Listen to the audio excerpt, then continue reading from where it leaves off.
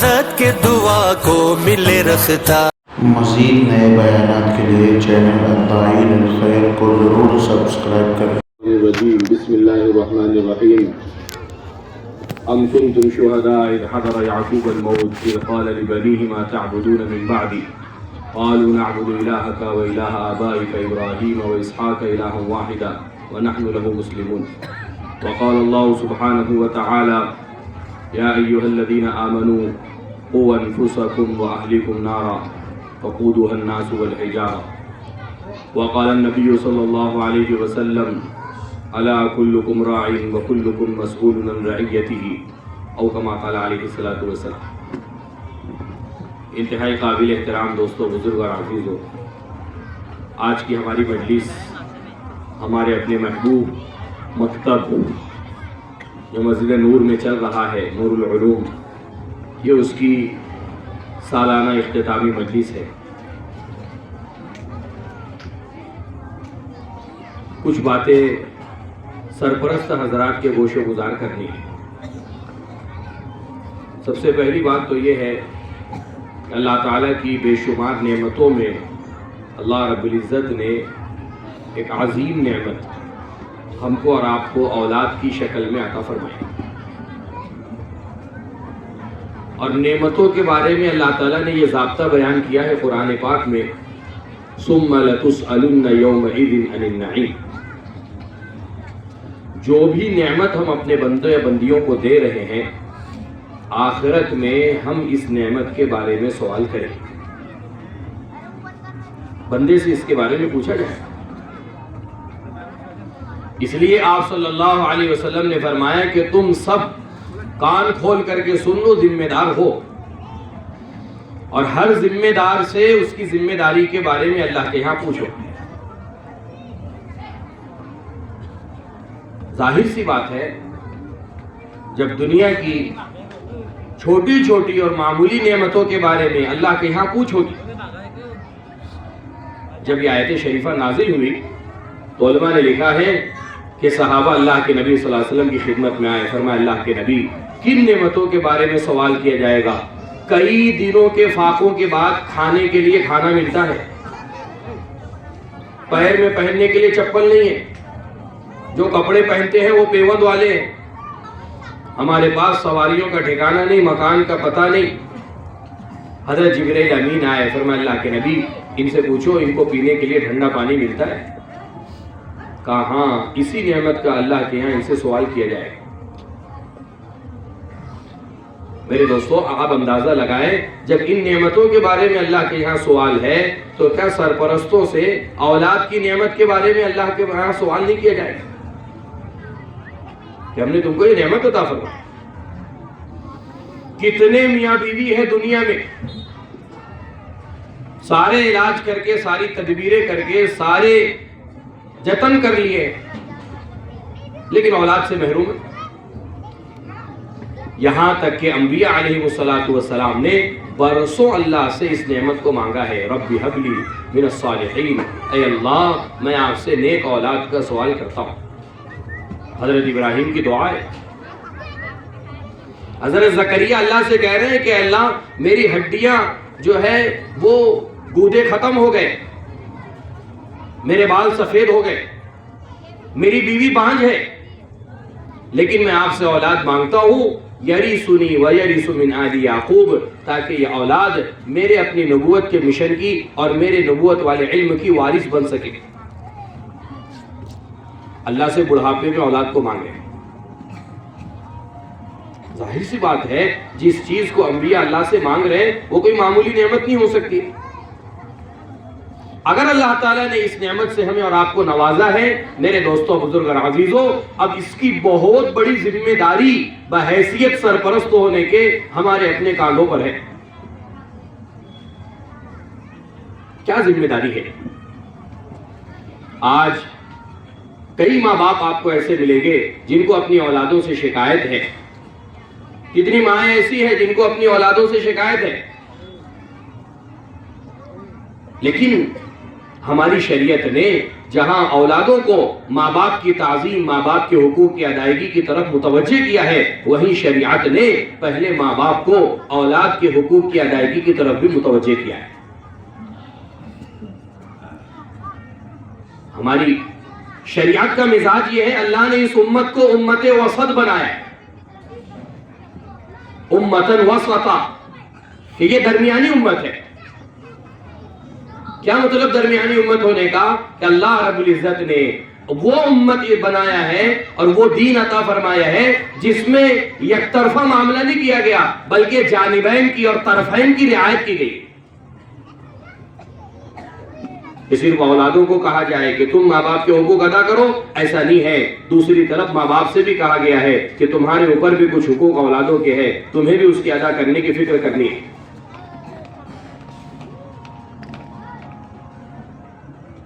حضرت عمر رضی اللہ تعالیٰ عنہ کے زمانے میں ایک باپ اپنے بچے کو لے کر کے آئے، کہنے لگا امیر المومنین اکلوتا بچہ ہے، بہت محنت سماجت کے بعد، برسوں کی تمناؤں کے بعد یہ آیا ہے، اس لیے محبوب بہت ہے،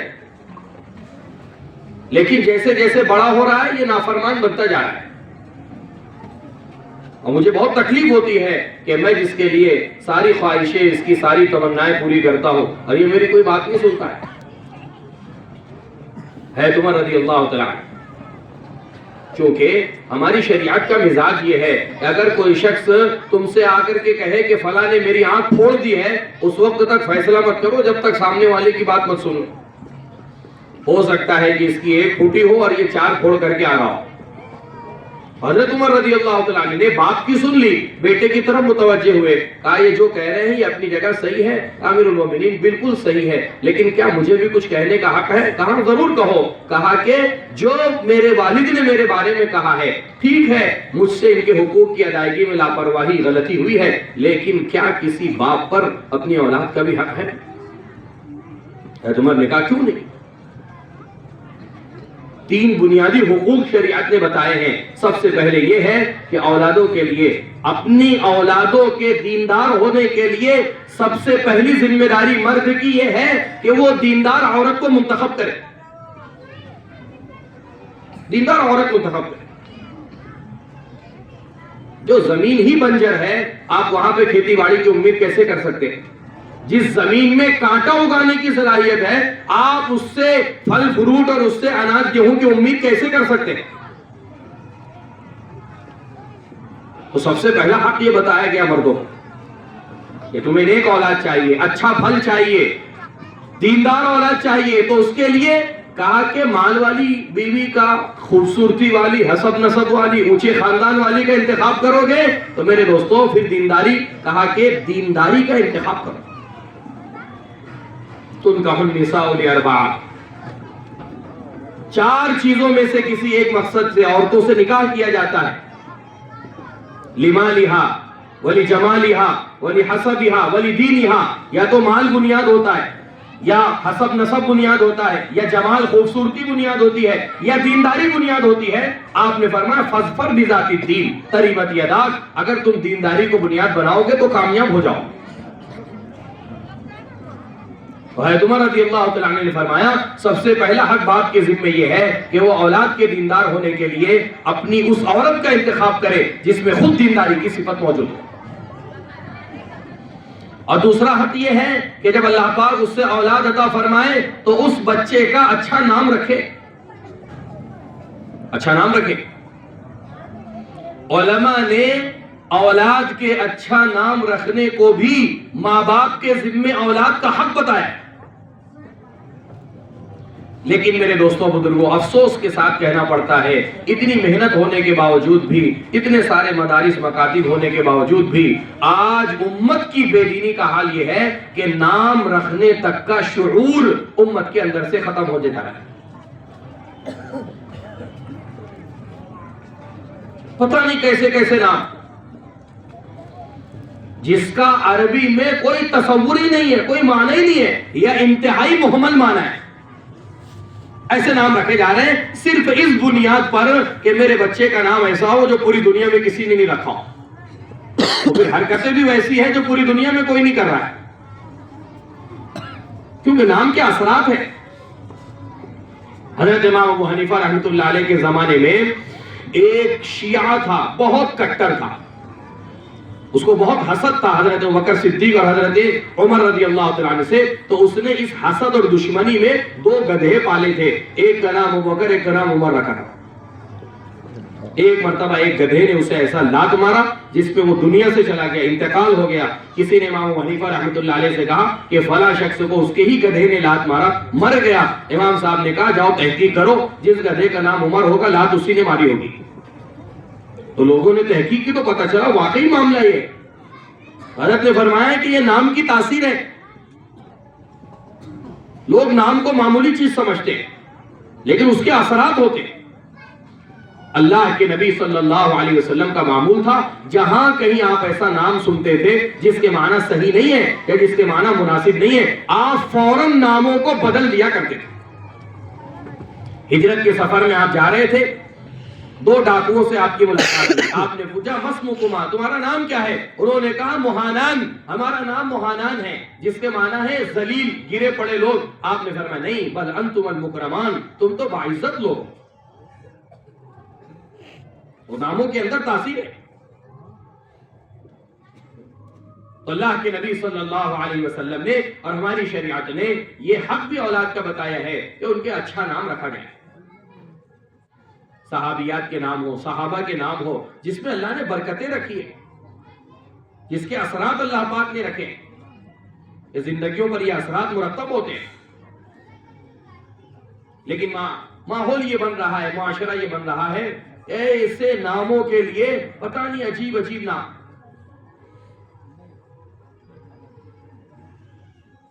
اس کے لیے ماں باپ کے ذمہ اولاد کا حق یہ بتایا گیا کہ ان کا اچھا نام رکھیں.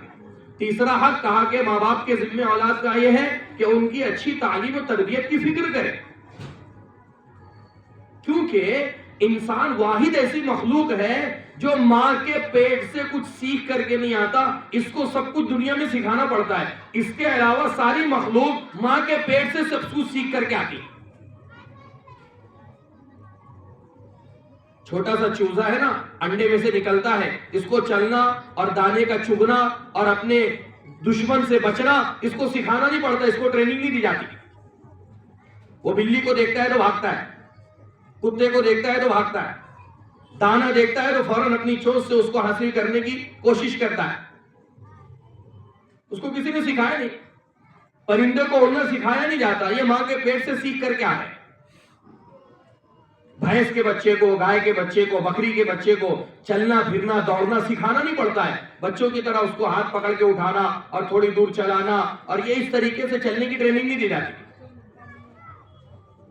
ان کو کہیں بتایا نہیں جاتا ہے کہ تمہاری غذا یہ ہے، تم کو گھاس کھانا ہے اور تم کو یہ چیز نہیں کھانا ہے، اور تمہارا دشمن یہ ہے اور تمہارا دوست یہ ہے. یہ ساری چیزیں جانور ماں کے پیٹ سے سیکھ کر کے آئے. لیکن انسانوں کا معاملہ یہ ہے کہ انسان ماں کے پیٹ سے آیا ہے، یہ کچھ نہیں جانتا ہے، اسے ساری چیزیں دنیا میں سکھانی پڑتی. اسے چلنا سکھانا پڑتا، اسے بیٹھنا سکھانا پڑتا، اسے کھانا سکھانا پڑتا، اسے پینا سکھانا پڑتا، اسے بات چیت کا طریقہ سکھانا پڑے گا، اسے لوگوں سے معاملہ کرنا سکھانا پڑے گا. یہ ساری چیزیں سکھانے سے تعلق رکھتی ہیں. تو کہا کہ یہ ذمہ داری کس کی ہے، کون سکھائے گا؟ تو قرآن پاک میں اور احادیث میں یہ ذمہ داری ماں باپ کے ذمہ دی گئی ہے. وہ تو اللہ جزائے خیر دے ان مکاتب والوں کا، یہ حفاظ کرام علماء کرام جو ذمہ داری اصل سرپرستوں پر دی، وہ ذمہ داری یہ حضرات پوری کر رہے ہیں، محنت کر رہے ہیں کہ بچے کھانے کی دعا یاد کر لے، بچے سونے کی دعا یاد کر لے، بچوں کا کھانا سنت کے مطابق ہو، بچوں کا سونا سنت کے مطابق ہو، بچوں کے اندر دینداری آئے، بچوں کے اندر چھوٹے بڑے کی تمیز آئے، بچوں کے اندر ماں باپ کے ساتھ اکرام کا، حسن سلوک کا، اس کی ان کے اندر صفت آئے، یہ عادت ان کے اندر میں پیدا ہو. یہ ساری چیزیں کون سکھا رہا ہے؟ یہ وہ سکھا رہے ہیں جن کی ذمہ داری نہیں تھی. یہ اولاد کے بارے میں پوچھ تو ماں باپ سے ہوگی. قرآن کہہ رہا ہے یا ایھا الذین آمنوا قوا انفسکم وعلیکم نارا، تم کو اپنے آپ کو بھی جہنم سے بچانا ہے اور اپنی اولادوں کو اور اہل و عیال کو بھی جہنم سے بچانا ہے. تو میری اہل و عیال جہنم سے بچے گی. صحابہ فرماتے ہیں ہم نے حضور سے پوچھا جہنم سے کیسے بچیں گے؟ فرمایا دین سکھاؤ، یہ دین ان کو جہنم سے بچائے گا. تو یہ تو اصلاً ہماری ذمہ داری ہے، ہمارے ذمہ دار. جیسے ایک باپ وہ یہ سمجھتا ہے کہ میری اولاد کے کپڑے کی ذمہ داری میرے اوپر ہے، اس کے استاد کپڑا بنا کر کے نہیں دیں گے، یہ بیمار ہو جائے تو اس کی دوا گولی کی ذمہ داری میرے اوپر ہے، اس کے ساتھ کوئی حال پیش آ جائے تو اس کے لیے کھڑے رہنا میری ذمہ داری ہے، نہ پڑوسی کرے گا نہ کوئی اور کرے گا. میرے دوستوں بزرگوں عزیزوں، جیسے یہ دنیا کی چھوٹی چھوٹی ضروریات کا پورا کرنا ماں باپ اس کو اپنی ذمہ داری سمجھتے ہیں، ایسے ہی آخرت کی بڑی بڑی ضروریات میری اولادوں کی پوری ہو جائے اور وہاں کسی قسم کی تکلیف نہ ہو، اس ذمہ داری کا پورا کرنا بھی ماں باپ کی ذمہ داری ہے. ایک باپ اپنے بڑھاپے میں بھی اپنی اولاد کے لیے گھر کا انتظام کرتا ہے، کچا ہو تو پکے کا انتظام کرے. کیوں کرتا ہے؟ تاکہ میری اولادوں کے لیے آگے سہولت رہے، ان کے لیے چھت کا انتظام رہے. میرے دوستوں بزرگوں، آپ علماء سے معلوم کرو، آپ نے اولادوں کے لیے یہاں چھت کا انتظام کیا، لیکن آخرت میں اللہ کے عرش کے علاوہ کوئی چھت نہیں ہوگا. وہاں کا چھت ہے، ساری انسانیت ایک میدان میں، اور مخصوص بندے ہوں گے جنہیں اللہ پاک اپنے عرش کا سایہ نصیب فرمائیں گے. اور اس میدان میں سائے کا مل جانا، جس میدان میں سورج 1.25 میل کے فاصلے پر ہوگا. آج کتنے فاصلے پر ہے؟ سائنسداں کہتے ہیں سورج کا فاصلہ زمین سے 9,35,00,000 میل پر ہے. اس کی گرمی برداشت نہیں ہوتی. ابھی دیکھو دھیرے دھیرے جیسے مارچ اپریل مئی جون آئے گا، تھوڑی دیر دھوپ میں کھڑا رہنا انسان کے لیے مشکل ہو جاتا ہے. لوگ اپنے بچوں کو دھوپ میں باہر نکلنے نہیں دیتے، لو لگ جائے گی، گرمی لگ جائے گی، بخار چڑھ جائے گا، طبیعت خراب ہو جائے گی. میرے دوستوں بزرگ عزیزوں، آپ اندازہ لگاؤ، جو سورج کروڑوں میل کے فاصلے پر ہے اس کی گرمی اتنا متاثر کر دیتی ہے، جب اللہ پاک آخرت میں میدان حشر میں اس کو 1.25 میل کے فاصلے پر لے کر کے آ جائیں گے، انسانیت کا کیا حال ہوگا. وہاں سایہ کیا ہے؟ وہاں تھوڑی اے سی ہے، وہاں ایئر کنڈیشن نہیں ہے، وہاں کولر نہیں ہے، وہاں پنکھا نہیں ہے، وہاں کوئی راحت آرام کا انتظام نہیں ہے. وہاں اگر کوئی حفاظت کا انتظام ہے تو اللہ کے عرش کا سایہ ہے. اللہ پاک کس کو جگہ دیں گے؟ فرمایا اس جوان کو بھی اللہ پاک اس میں جگہ دیں گے. شاب نشا فی عبادت اللہ، جس جوان کی زندگی جوانی میں اللہ کی عبادت اور فرما برداری میں گزری ہو، اللہ اپنے عرش کا سایہ اس نوجوان کو بھی عطا فرمائے. لیکن کب زندگی دینداری پر آئے گی؟ کہ اس کی محنت بچپن سے کرنا پڑے گی. اس لیے میرے عزیزوں، اگر اللہ تعالیٰ نے اس نعمت سے ہمیں اور آپ کو نوازا ہے، ہماری اپنی ذمہ داری ہے، یہ بچے ہمارے پاس امانت ہے، ہمیں ان کو دنیا آپ انہیں دو نہ دو، آپ ان کو دنیا نہ دو، اللہ کے یہاں اس پر آپ کی گرفت نہیں ہے، اس پر آپ کی پوچھ نہیں ہے. لیکن اگر دینداری میں اور اللہ کے احکامات کو سکھانے میں اور اللہ سے تعلق کے قائم کرنے میں اگر آپ نے کمی بیشی کر دی اور اس میں کوتاہی کی، اللہ کے یہاں اس پر پوچھ ہوگی اور اللہ کے یہاں اس پر گرفت ہوگی. آپ دنیا کی پہچان اپنی اولادوں کو مت کراؤ، کوئی بات نہیں ہے، لیکن اگر آپ نے اللہ کی پہچان نہیں کروائی، اللہ کے یہاں اس کی پوچھ ہے. وہ تو اللہ تعالیٰ کی تقسیم ہے اور یہ تو اللہ تعالیٰ کا نظام ہے. اللہ نے جس بات کو جیسی حیثیت دی ہے وہ اپنے اولاد کے ساتھ ویسا سلوک اور معاملہ کر رہا ہے. جس کو جیسی حیثیت ہے ویسا پہنا رہا ہے، جیسی حیثیت ہے ویسا کھلا رہا ہے، جیسی حیثیت ہے ویسے زندگی جو ہے وہ اپنی اولادوں کے ساتھ گزار رہا ہے. یہ تو اللہ کی تقسیم ہے، مقدرات ہیں. لیکن اس چیز میں کمی رہ جائے کہ اپنی اولادوں کی زندگیوں میں اللہ کے احکامات فرما برداری اور جناب محمد رسول اللہ صلی اللہ علیہ وسلم کے نورانی پاکیزہ طریقے جن کو ہم سنتیں کہتے ہیں، اگر وہ ان کی زندگیوں میں نہیں ہے، میرے دوستوں بزرگ اور عزیزوں، کہا کہ اس کمی پر اللہ کے یہاں پوچھ ہوگی. ذمہ داروں سے جو کہ سرپرست ہے وہی ذمہ دار ہے. اس لیے اللہ آپ حضرات کو جزائے خیر دے، اللہ بے انتہا قبول فرمائے. اس ذمہ داری کے احساس کی وجہ سے ہی آپ نے اپنی اولادوں کو مکتب کے حوالے کیا ہے. اس ذمہ داری کے احساس کی وجہ سے ہی آپ نے اپنے بچوں کو مکاتب میں داخل کیا ہے. لیکن ہو سکتا ہے آواز ہماری مائیں بہنوں تک بھی پہنچ رہی ہو. ہمارے دوست احباب یہاں سامنے جمع ہیں. ہماری گزارش آپ حضرات سے یہ ہے، آپ یہ نہ سمجھے کہ ہم نے 1-2 گھنٹہ بچوں کو مکتب کے حوالے کر دیا تو ہم نے اپنی ذمہ داری ادا کر دی. ابھی آپ کی ذمہ داری ادا نہیں ہوئی ہے. آپ کو پورا تعاون کرنا پڑے گا. مکتب کے اساتذہ کے ساتھ، ان کے استادوں کے ساتھ، مدرسے کی انتظامیہ کے ساتھ آپ کو پوری نگرانی کرنا پڑے گی، ورنہ بچہ 1 گھنٹہ مکتب میں آ رہا ہے اور 23 گھنٹہ آزادی کے ماحول میں رہ رہا ہے، 1 گھنٹے کی محنت اثر انداز ہوگی یا 23 گھنٹے کی محنت اثر انداز ہوگی؟ اب سرپرست یہ چاہتے ہیں کہ بچہ 1 گھنٹہ مکتب میں آ رہا ہے، ابھی اس 1 گھنٹے میں حافظ صاحب ہمارے بچے کو اللہ والا بنا دے، کتب ابدال بنا دے، 1 گھنٹے میں کیسے ہو سکتا ہے؟ ہاں 1 گھنٹے میں ان کو جو سکھایا جا رہا ہے، 1 گھنٹے میں ان کو جو بتلایا جا رہا ہے، 1 گھنٹے میں ان کی جو تربیت کی جا رہی ہے، اگر آپ 23 گھنٹے اپنے گھر کے ماحول میں ان چیزوں کو عملی زندگی میں برتنے کی ترتیب بنائیں گے اور اس کا اہتمام کروائیں گے تو یقیناً ہو سکتا ہے کہ بچے کی زندگی کے اندر تیزی کے ساتھ تبدیلی آنا شروع ہو جائے۔ لیکن ہمارا مزاج کیا ہے؟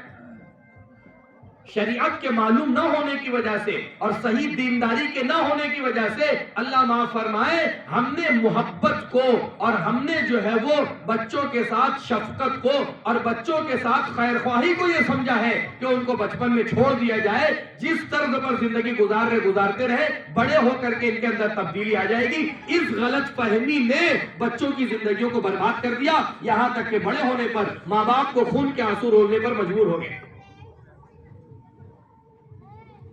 اس غلط فہمی کی وجہ سے۔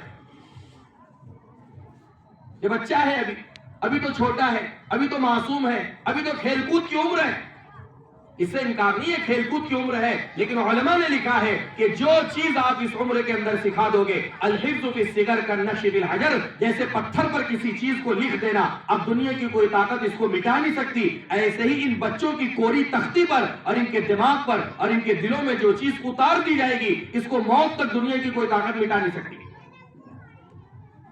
اگر آپ نے اس عمر کے اندر ان کے اندر توحید بٹھا دی، اگر آپ نے اس عمر کے اندر بچوں میں اللہ کا یقین بٹھا دیا، اگر آپ نے اس عمر کے اندر بچوں کے اندر دین کی عظمت اور محبت اور سنتوں کی اہمیت اور عظمت اور حضور پاک صلی اللہ علیہ وسلم سے محبت اور اللہ کے نبی کے دین کی عظمت اور محبت اگر آپ نے ان بچوں کے دلوں میں ابھی سے بٹھا دی، میرے دوستوں بزرگوں، آگے زمانہ چاہے کتنے ہی فطروں کا اور آگے زمانہ چاہے کیسے ہی کروٹ لے لے، اور جیسا کہ ہو رہا ہے، اللہ کے نبی کا ارشاد ہے ایک زمانہ آئے گا صبح کا مومن شام کو کافر اور شام کا مومن صبح کو کافر ہو جائے گا۔ زمانہ تیزی کے ساتھ کروٹ لے رہا ہے، لیکن ان بچوں کے دلوں میں اگر ابھی سے ایمان کی عظمت اور عقیدے کی مضبوطی اگر ان کے اندر میں بیٹھ جائے گی، میرے دوستوں بزرگوں، زمانہ کتنا ہی بدل جائے، حالات کیسے ہی آ جائے، نئے فتنے ہی کیوں نہ امت میں رونما ہو، ان بچوں کا دین ایمان ان کے عقائد محفوظ رہیں گے،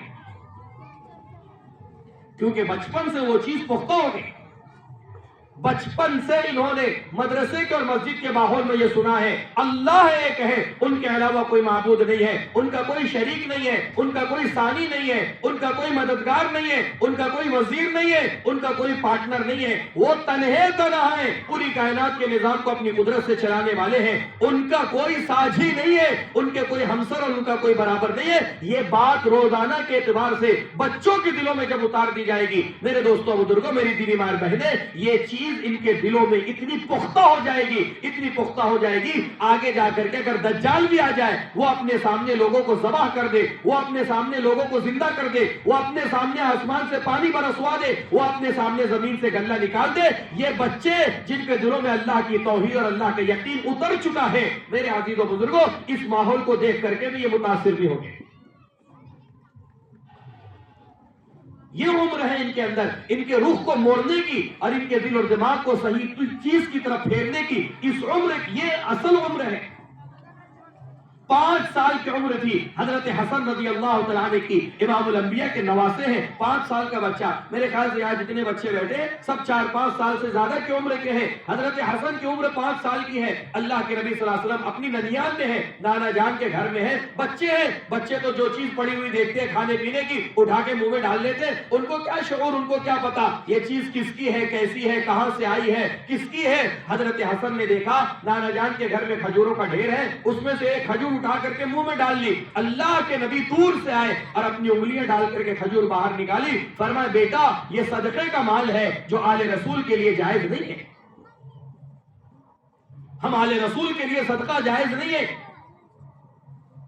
کب سے تربیت کر رہے ہیں؟ 5 سال کی عمر سے بچے کو یہ سکھا رہے ہیں ہمارے لیے کیا جائز ہے، ہمارے لیے کیا ناجائز ہے۔ حالانکہ سارے علماء اس بات پر متفق ہے کہ بچوں پر شریعت بالغ ہونے کے بعد سے لاگو ہوتی ہے، لیکن آپ اس انتظار میں رہو گے کہ بچہ بالغ ہو جائے پھر سکھایا جائے۔ میرے دوستوں بزرگوں، پھر تو سیکھنے کا زمانہ نکل گیا۔ اللہ کے نبی صلی اللہ علیہ وسلم نے فرمایا اپنی اولادوں کو 7 سال سے نماز کا حکم دو، حالانکہ اس پر نماز فرض نہیں ہوئی، اس لیے کہ اگر یہ 7 سال سے نماز کے پڑھنے کا پابند ہوگا، ہو ہی نہیں سکتا کہ مرتے دم تک اس کی نماز فوت ہو جائے۔ بچپن میں عادت نہیں پڑے گی تو یہ عادت کبھی نہیں قائم ہوگی۔ چھوٹے سے بچے تھے حضرت عمرو ابن سلمہ جو حضرت ام سلمہ کے ساتھ اللہ کے نبی کے نکاح میں آئے تھے، بہت چھوٹی عمر تھی، حضور کے ساتھ کھانا کھا رہے تھے، بچے ہیں، اب بچوں کا تو ہاتھ ادھر ادھر کھانے میں پلیٹ میں چلا جاتا ہے، ان کا ہاتھ بھی پلیٹ میں ادھر ادھر چلا گیا۔ آپ صلی اللہ علیہ وسلم اس بچے کو کھانے کے دوران کھانے کے آداب سکھا رہے ہیں۔ آپ نے فرمایا یا غلام سم اللہ کل بیمینک وکل مما یلیک، اے بچے اللہ کا نام لے کر کے کھاؤ، داہنے ہاتھ سے کھاؤ، اپنے آگے سے کھانا کھاؤ۔ ہم اور آپ رہیں گے بچہ کھا رہا ہے کھانے دیجئے، بڑا ہوگا سیکھ جائے گا، طریقہ آ جائے گا۔ اس غلط فہمی نے میرے دوستوں بزرگوں یہ بچوں سے محبت نہیں ہے، یہ اپنی اولادوں کے ساتھ عین دشمنی ہے، یہ محبت نہیں ہے۔ اللہ کے نبی صلی اللہ علیہ وسلم سفر میں ہیں، اپنی سواری پر آگے سے حضرت انس رضی اللہ تعالیٰ عنہ کو یا ابن عباس کو، بہت کم عمر تھی، اپنے آگے سواری پر بٹھایا ہے اور چلتے چلتے یہ کہہ رہے یا غلام احفظ اللہ یحفظک، احفظ اللہ تجد تجاہک، وَإِذَا اسْتَعَنْتَ فَاسْتَعِنْ بِاللَّهِ وَإِذَا سَأَلْتَ فَاسْأَلِ اللَّهِ۔ اے بچے تو اللہ کے حقوق کی اور اللہ کے حکموں کی حفاظت کر لے، وہ اللہ تیری حفاظت کرے گے۔ تجھے مانگنا ہو تو اللہ سے مانگ، تجھے مدد مانگنی ہو تو اللہ سے مانگ، تجھے کوئی سوال کرنا ہو تو اللہ سے کر۔ یہ ایمانیات امام الانبیاء کس کو سکھا رہے؟ ایک چھوٹے سے بچے کو سکھا رہے۔ 4 بچے ہیں، 3 بچے ہیں، 2 بچوں کا باپ ہوں، کتنی مرتبہ میں اپنی اولادوں کو لے کر کے بیٹھا ہوں کہ بیٹا یہ ایمان ہے، یہ عقیدہ ہے، یہ ہمارا اپنا مذہب ہے، اس پر ایمان کا لانا فرض ہے۔ کتنی باتوں پر ایمان کا لانا ہے؟ اللہ پر ایمان لانا ہے، کس طریقے سے اللہ پر ایمان لانا ہے، ان کی ذات و صفات کیا ہے، اللہ پر ایمان لانے کا مطلب کیا ہے، آخرت پر ایمان ہے، آخرت کیا ہے، اس کی حوالناکی کیا ہے، قبر پر، مرنے کے بعد دوبارہ زندہ ہونے پر، انبیاء پر، اللہ کی آسمانی کتابوں پر، فرشتوں پر، آخرت کے دن پر، ان ساری چیزوں پر ایمان کا لانا فرض ہے۔ ان چیزوں کی حقیقت کیا ہے؟ اس لیے میرے دوستوں بزرگ اور عزیزوں، آپ حضرات کی طلب نے بچوں کو مکاتب میں داخل تو کر دیا ہے، لیکن ہماری ذمہ داری ابھی پوری نہیں ہوئی، بلکہ ہماری ذمہ داری ہے ابھی باقی ہے کہ ہم روزانہ کے اعتبار سے ان بچوں کی تعلیمی نگرانی کرتے رہے۔ یہ جو مکاتب میں سیکھ رہے ہیں، گھر پر آ کر کے اس کو برت رہے یا نہیں برت رہے؟ اور یہ بچے جس ماحول میں جو چیز سیکھ رہے ہیں، اس چیز کو باقی رکھنے کے لیے ہمیں اپنے گھر کی 4 دیواری کے ماحول کو بھی پاک صاف بنانا پڑے گا، ورنہ بچے جو سیکھتے ہیں وہ نہیں، جو دیکھتے ہیں اس سے سیکھتے ہیں۔ وہ دیکھیں گے کہ ہمارے استاد نے تو ہم کو کہا کہ نماز فرض ہے اور نماز پڑھنے پر یہ نیکی ہے اور نماز چھوڑنے کا یہ وبال ہے، لیکن گھر کے ماحول میں وہ یہ دیکھ رہے ہیں کہ چھوٹے سے بڑے تک ہمارے گھر میں کوئی نماز ہی نہیں پڑھتا، استاد کے سیکھنے کا اثر نہیں ہوگا، گھر کے بڑوں کے اعمال بچوں کو متاثر کریں۔ یہ تضاد ہو گیا کہ استاد کچھ بتا رہے ہیں لیکن ابا کی زندگی اور گھر والوں کی زندگی اور بڑوں کی زندگی میں اس عمل کا دور دور تک کہیں پتہ نہیں۔ ہمارے استاد نے ہم سے کہا کہ جھوٹ مت بولو، جھوٹ بولنا اللہ کو ناراض کرتا ہے، جھوٹ بولنا ہماری شریعت میں حرام ہے، جھوٹ بولنے سے چہرے کی رونق چلی جاتی ہے، جھوٹ بولنے سے فرشتہ 1 میل دور بھاگ جاتا ہے۔ یہ ساری باتیں استاد نے ہم کو مدرسے میں سکھائی ہے، ہم تو گھر کی 4 دیواری میں صبح سے شام تک 50 جھوٹ سنتے رہتے۔ تو بچوں کی فطرت اللہ نے ایسی بنائی ہے، یہ الفاظ سے نہیں سیکھتے، یہ اعمال سے سیکھتے ہیں، یہ رویے سے سیکھتے ہیں، یہ طرز عمل سے سیکھتے ہیں۔ ان کا بتایا ہوا ان کو نہیں دے گا، بلکہ جو اپنی آنکھوں سے دیکھیں گے بچے اس سے متاثر ہو۔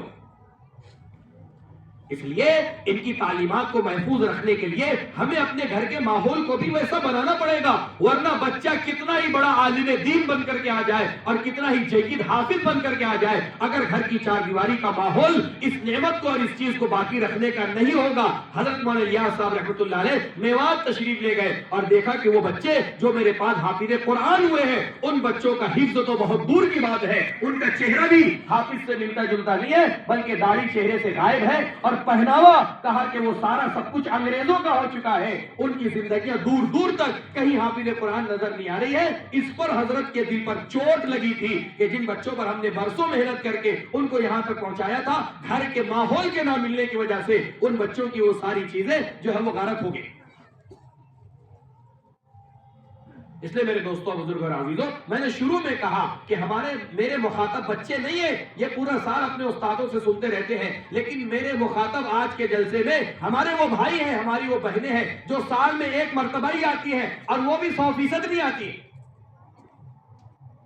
آپ برا مت ماننا، ہمارے مالیگاؤں شہر میں تو میں اکثر جگہ یہ دیکھتا ہوں کہ جتنے بچے ہیں ان کے آدھے سرپرست بھی ان کے سالانہ جلسوں میں شریک نہیں ہوتے۔ سال میں ایک مرتبہ آپ کو چند گھنٹوں کے لیے بلایا جاتا ہے، اللہ کے بندو آ کر کے کم سے کم دیکھ تو لو آپ کے بچے نے سال بھر میں کیا گل کھلایا ہے اور سال بھر میں اس نے کیا سیکھا ہے، کیا حاصل کیا ہے، آ کر کے کم سے کم اپنے سامنے اس کو دیکھ تو لو۔ لیکن میرے دوستوں، میں اتنا بزی، اتنا مصروف ہوں، اور میں اتنا دنیا میں گھسا ہوا ہوں، اور میں اتنا دنیا کے جھمیلوں میں ہوں، میرے پاس اپنے بچے کی آخرت کے لیے اور میرے پاس اپنے بچے کی تعلیم کے لیے سال میں 2 گھنٹہ 2.5 گھنٹہ بھی میرے پاس فارغ نہیں ہے۔ ہر ایک کو دعوت نامہ دیا جاتا ہے، ہر ایک کے پاس دعوت نامہ پہنچایا جاتا ہے، سال میں ایک مرتبہ بلایا تھا۔ ہاں، اسکول والے ہر 15 دن میں بلائیں گے، یہ سارا کام کاج چھوڑ کر کے وہاں پہنچ جائیں۔ ایک بھی بچے کا سرپرست اسکول کی میٹنگ سے غائب نہیں رہتا ہے۔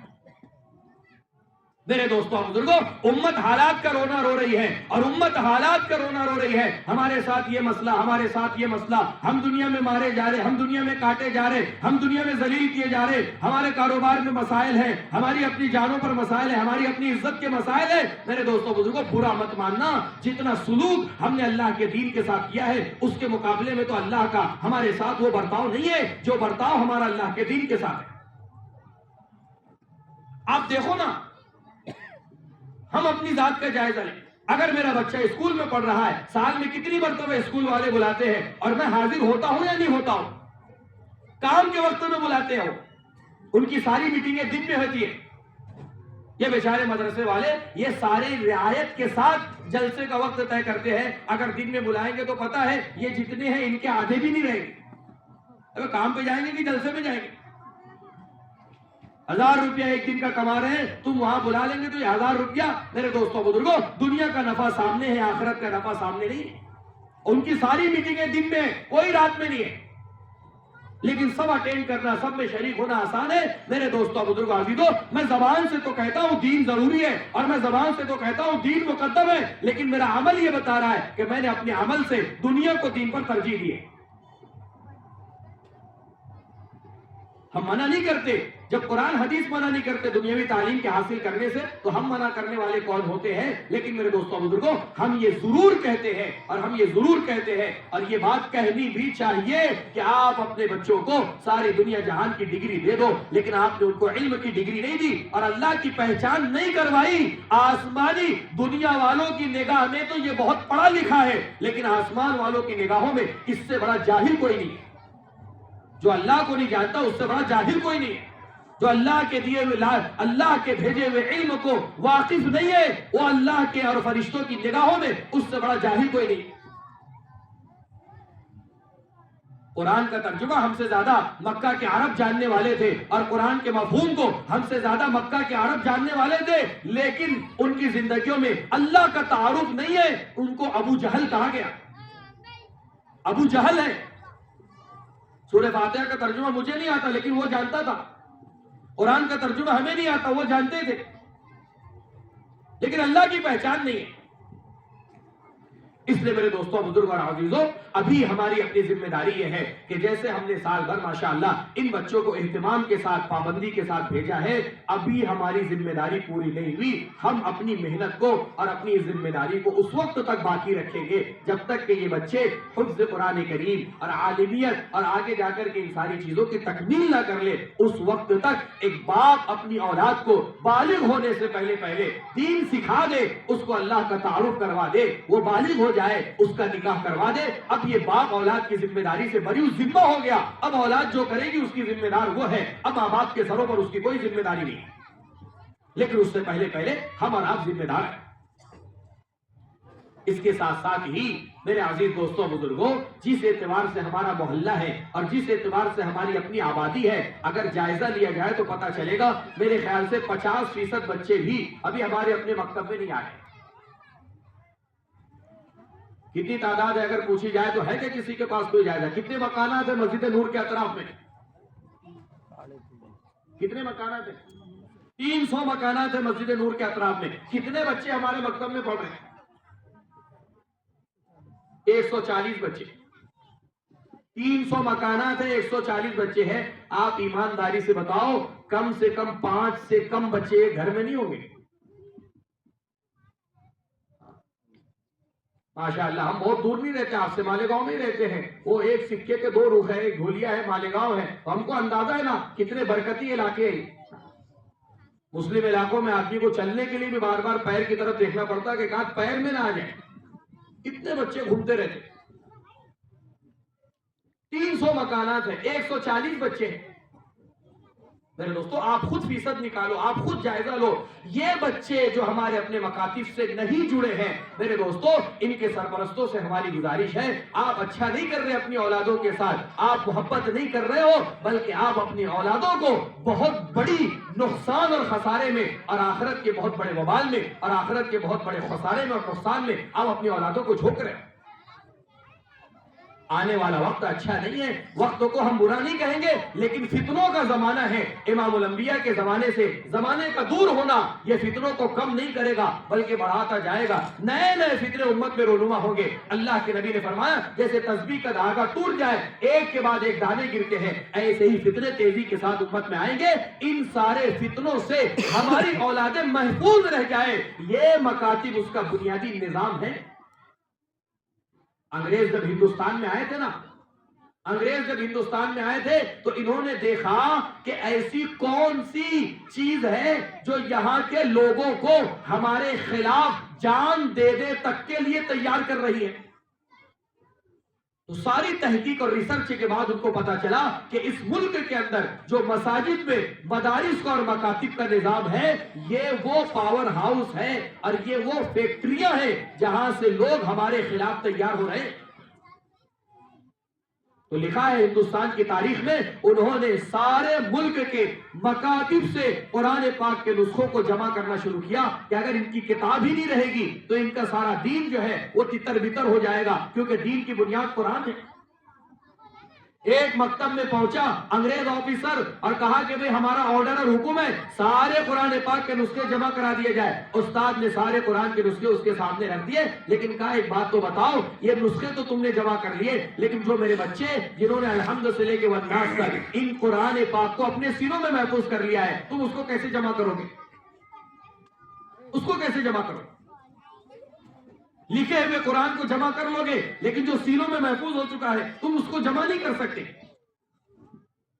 اس وقت سے انگریزوں کی یہ تدبیر تھی اور اس وقت سے انگریزوں کی یہ چال تھی. علامہ اقبال جس زمانے میں اندلس ہو کر کے آئے تھے اور جس زمانے میں اسپین کا سفر کر کے آئے تھے, آنے کے بعد انہوں نے کہا تھا کہ جو حال میں نے اندلس کا دیکھا ہے اور جو حال میں نے اسپین کا دیکھا ہے, میں تم سے کہتا ہوں کہ ان مدرسوں اور مکاتب کو اپنی جگہ پر محنت کرنے دو اور کام کرنے دو, ورنہ میرا تجزیہ یہ ہے کہ وہ حال دور نہیں اور وقت دور نہیں جو حالات میں نے اس ملک کی سرزمین پر دیکھے ہیں, اگر یہ محنتیں متاثر ہو گئی تو اس ملک کو بھی اندلس اور اسپین بننے میں دیر نہیں لگے گی. اللہ معاف فرمائے, ہم اہمیت نہیں دیتے. مکتب مکتب مکتب, میرے دوستوں بزرگوں یہ بنیاد ہے ہمارے اپنے بچوں کی, بنیاد ہے. بنیاد کس کو کہتے ہیں؟ آپ انجینئر سے پوچھو، ایک عمارت ساری کی ساری اگر ٹکی ہوئی ہے وہ بنیاد پر ٹکی ہوئی ہے۔ میرے دوستوں بزرگوں، یہ بنیادی تعلیم جو ہمارے بچوں کو دی جا رہی ہے، یہ ان کی موت تک اور ان کی نسلوں میں منتقل ہونے کے لیے ہے۔ اس لیے اس زمانے میں ہمیں غفلت سے کام نہیں لینا ہے، بلکہ بہت چوکنا رہنا ہے۔ بچے کہاں آ رہے ہیں، کہاں جا رہے ہیں، کس کے ساتھ اٹھ رہے ہیں، کس کے ساتھ بیٹھ رہے ہیں، صحبت کے اثرات ہوتے ہیں، صحبت کے اثرات ہوتے ہیں۔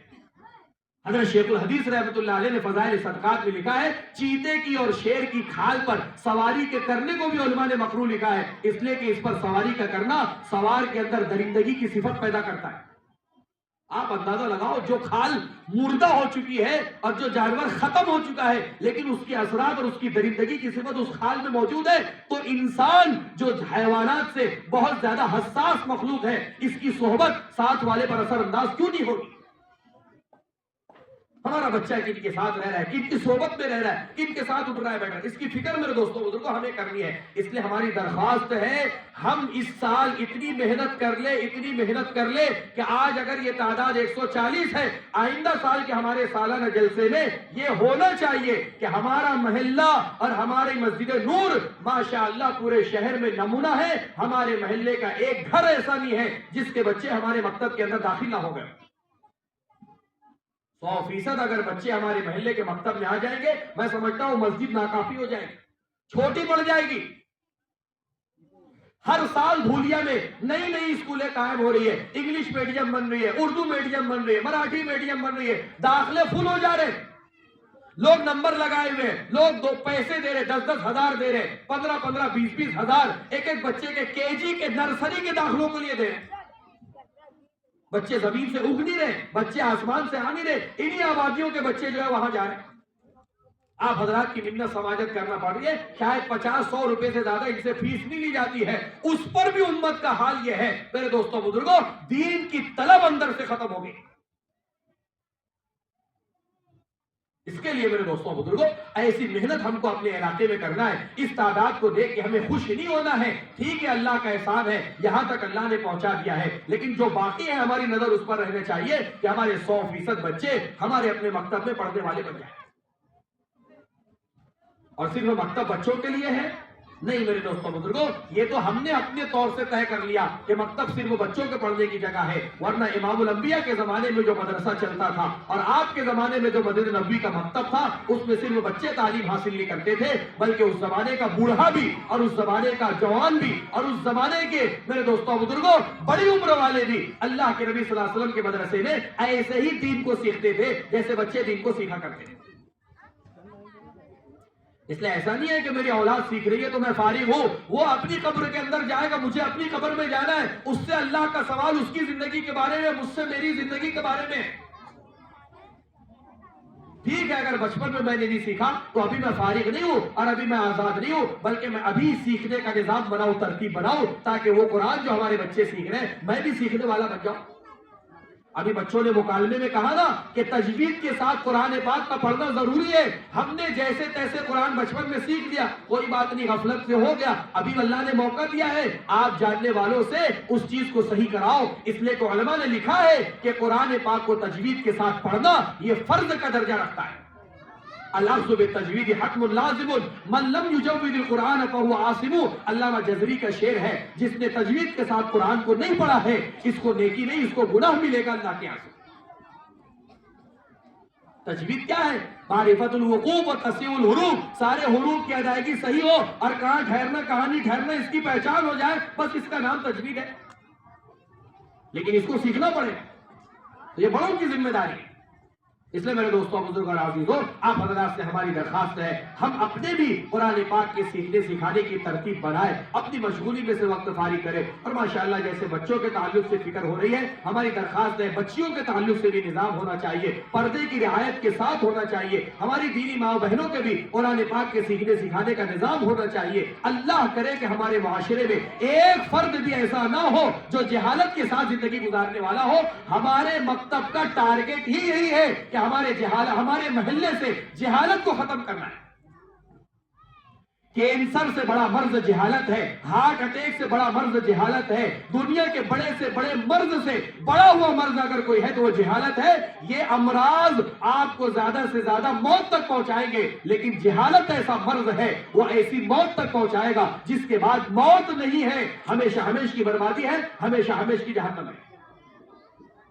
ہمارے محلے سے یہ چیز ختم ہو، اس کے لیے یہ مکاتب کا ٹارگٹ یہ ہے کہ ہمارے محلے کا کوئی فرد بے دینی کے ساتھ اور جہالت کے ساتھ زندگی گزارنے والا نہ رہے۔ اس لیے بچوں کا بھی نظام ہو، بڑوں کا بھی نظام ہو۔ مسجد آبادی کے ذریعے سے بڑوں کے نظام کو قابو میں لایا جا رہا ہے، مستورات کی محنت کے ذریعے سے، اور گھروں کے حلقات اور تعلیم کے ذریعے سے مستورات کے نظام کو قابو میں لایا جا رہا ہے، اور بچوں کے مکاتب کے ذریعے سے بچوں کے نظام کو قابو میں لایا جا رہا ہے۔ اس لیے کہ امت انہی تین طبقات میں تقسیم ہے، جوان ہے، مرد ہے، بچے ہیں، عورتیں ہیں۔ اگر ان تینوں کا نظام ہمارے محلے کے اندر قائم ہو جائے گا، اللہ کی ذات عالی سے بعید نہیں ہے، انشاءاللہ سال بھر کی محنت میں اللہ اپنی قدرت سے نتیجہ دکھا دیں گے کہ ہمارے محلے میں اللہ کا فضل ہے۔ کوئی ایک فرد ایسا نہیں ہے جسے قرآن پڑھنا نہیں آتا، کوئی ایک فرد ایسا نہیں ہے جو حلال حرام کا علم رکھنے والا نہیں، کوئی ایک فرد ایسا نہیں ہے جس کو فرائض کا علم نہیں ہے۔ ہمارے محلے میں ہر ایک کی سطح یہ ہے کہ آپ اس سے دین کے بارے میں جو پوچھنا ہے پوچھ لے، اس کو دین کا علم اللہ نے اپنی قدرت سے دے دیا۔ محنت ہوگی تو یہ ساری چیزیں قابو میں آ جائے۔ اس کے لیے میرے دوستوں بزرگوں ہمیں اس کی بھی فکر کرنی ہے، کریں گے انشاءاللہ۔ ابھی مکتب جاری رہے گا یا بند ہو جائے گا؟ چھٹی لگ جائے گی؟ آپ حضرات سے درخواست ہے، سرپرستوں سے، جو محنت 10 مہینے میں ہوئی ہے، آپ اللہ کے لیے ان بچوں کو 2 مہینے آزاد مت چھوڑے، ورنہ حاصل کرنے میں جو 10 مہینے کی محنت لگی ہے نا، گنوانے میں 10 دن بھی نہیں لگیں گے۔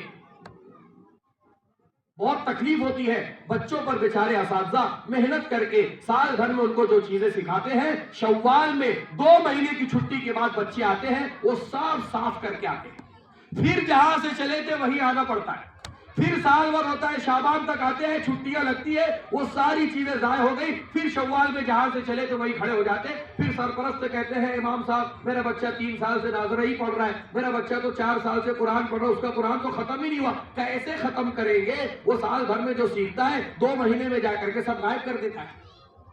اس لیے آپ حضرات سے درخواست ہے، چھٹی کے زمانے میں آپ ان کو بٹھاؤ، تمہارا مکتب بند ہے لیکن تم کو گھر کے اندر بیٹھنا ہے، مغرب سے لے کر کے عشاء تک پارا پڑھنا ہے، ان کی والدہ سنے، ان کی بہن سنے، آپ کے پاس موقع ہے آپ سنو، لیکن ان کی چھٹی نہیں ہے، ان کے پڑھنے کی جگہ بدل گئی، پہلے مکتب تھا اب ان کا گھر ہو گیا۔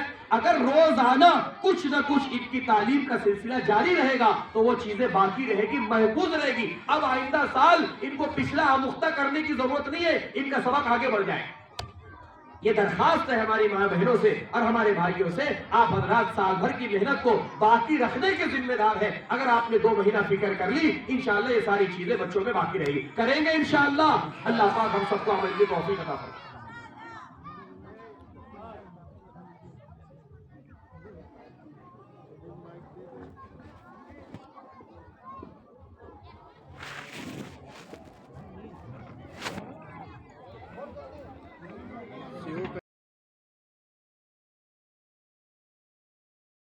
تهلو وافعل بنا ما أن تهلو فإنك أنت أهل التقوى وأهل المغفرة. اللهم إنا نسألك علما نافعا ورزقا حلالا طيبا واسعا وشفاء من كل داء. اللهم إنا نعوذ بك من علم لا ينفع ومن قلب لا يخشع ومن نفس لا تشبع ومن دعاء لا يستجاب له. اللهم إنا نسألك حبك وحب رسولك وحب من ينفعنا حبه عندك والعمل الذي يبلغنا إلى حبك. اللهم اجعلنا هادين مهتدين غير ضالين ولا مضلين سلما لأوليائك وعدوا لأعدائك. نحب بحبك من أحبك ونعادي بعداوتك من خالفك. اللهم بارك لنا في رجب وشعبان وبلغنا رمضان. اللهم سلمنا لرمضان وسلم رمضان لنا وتسلمه منا متقبلا. اللهم الجمع ہونے کو بے انتہا قبول فرما، جو کہا گیا سنا گیا عمل کی توفیق عطا فرما. اللہ اس ادارے کو، مکتب کو اے اللہ بے انتہا قبول فرما. یہاں کے بچوں کو، یہاں کے اساتذہ کو، مدرسے کے معاونین کو، محسنین کو، محبین کو اللہ بے انتہا قبول فرما. دنیا اور آخرت میں اپنے شایع نشان بدلہ عطا فرما. اللہ ان مکاتب کے ذریعے سے ہمارے بچوں کے دین اور ایمان کو محفوظ فرما، ان کے دلوں میں عقیدے کو راسخ فرما. امت میں آنے والے فتنوں سے اللہ ہمیں اور پوری امت مسلمہ مسلمہ کے بچوں کو، بڑوں کو، جوانوں کو، ہر ایک کو محفوظ فرما۔ اللہ اس مکتب کو ہمارے پورے علاقے کے لیے مرکزیت اور مرجعیت عطا فرما۔ اللہ علم پیاس کے بجھنے کا اور جہالت کے خاتمے کا ذریعہ فرما۔ اللہ اس کے نظام کو مضبوط سے مضبوط تر فرما۔ ہم سب کے اندر علم الہی کا شوق پیدا فرما۔ اللہ دینداری کا شوق پیدا فرما۔ جہالت ہماری زندگیوں سے ختم فرما۔ اللہ ہماری اس جلسے میں جتنے حاضرین ہیں ہر ایک کی جائز تمناؤں کو پورا فرما، ہر ایک کے جائز مقاصد کو حل فرما، ہر ایک کی مشکلات کو دور فرما، ہر ایک کو اللہ شفاء کاملہ عاجلہ دائمہ مستمرہ عطا فرما۔ مرحومین کی مغفرت فرما۔ اس ماہ مبارک کی اور آنے والے ماہ مبارک کی قدردانی کی توفیق عطا فرما۔ عافیت کے ساتھ رمضان کی بابرکت ساعتیں آپ کی عبادت اور طاعت کے ساتھ ہمارے اور پوری امت مسلمہ کے حق میں عافیت کے ساتھ مقدر فرما۔ اللہ ہمارے اس مکتب کے پروگرام کو بے انتہا قبول فرما۔ اللہ اس جلسے کے لیے جنہوں نے جانی مالی جس اعتبار سے تعاون کیا ہے ہر ایک کو اللہ بے انتہا جزائے خیر عطا فرما، دنیا اور آخرت میں بھرپور بدلہ عطا فرما۔ اپنے نام پر خرچ کرنے کی نسبت سے ان کی جان اور مال میں بے پناہ ترقی عطا فرما۔ ان کی اس محبت پر ان کی نسلوں میں علم دین کے داعی اور شیدائی پیدا فرما۔ علم دین کی محبت پر ان کی نسلوں میں علمی سلسلے کو قائم و دائم فرما۔ اللہ ہمارے ان طلباء کو بھی اے اللہ پورے عالم کے اعتبار سے دین کی نشر و اشاعت کے لیے قبول فرما، اپنے دین کی سرسبزی اور شادابی کے لیے قبول فرما، اعلاء کلمت اللہ کے لیے قبول فرما۔ اللہ ہم سب سے اور پوری امت مسلمہ سے قرآن کے حق کے بارے میں جتنی کوتاہی ہوئی ہے فضل فرما کر، کرم فرما کر معاف فرمانے کے فیصلے فرما۔ قرآن کو ہمارے حق میں اللہ آخرت میں سفارشی بنا دیجئے، قرآن کے جھگڑے سے ہمیں اور پوری امت مسلمہ سے محفوظ فرما دیجئے۔ اللہ علم دین کے بارے میں ہم سے اور پوری امت مسلمہ سے جو غفلت سستی کوتاہی ہوئی ہے، ہو رہی ہے، فضل فرما کر، کرم فرما کر معاف فرمانے کے فیصلے فرما۔ ہمارے چھوٹے بڑے تمام گناہوں کو معاف فرما۔ اللہ بقیہ زندگی اپنی طاعت اور عبادت کے ساتھ گزارنا ہمارے لیے آسان فرما۔ اے اللہ جو مانگا ہے وہ عطا فرما، جو مانگنے سے رہ گیا بغیر مانگے اپنے فضل و کرم سے عافیت کے ساتھ عطا فرما۔ ہماری دعاؤں کو اپنے محبوب جناب محمد رسول اللہ صلی اللہ علیہ وسلم کی برکتوں سے بے انتہا قبول فرما۔ وصلی اللہ تعالی علی خیر خلقہ محمد و آلہ و اصحابہ اجمعین برحمتک یا ارحم الراحمین۔ نماز کا اعلان کریں مولوی۔ اے جبیر